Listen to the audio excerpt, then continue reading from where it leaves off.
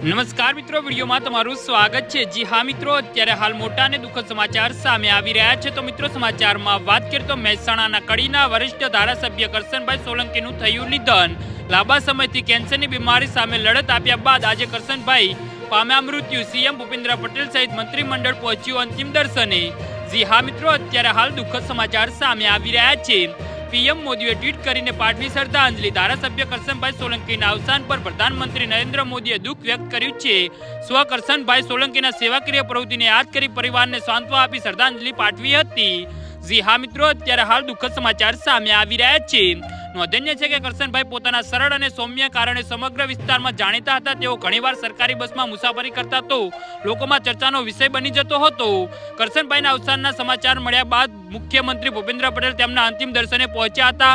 સાથે જ કેબિનેટ મંત્રી ભાનુબેન બાબરિયા અને આરોગ્ય પ્રધાનમંત્રી ઋષિકેશ પટેલ કર્યા અંતિમ દર્શન।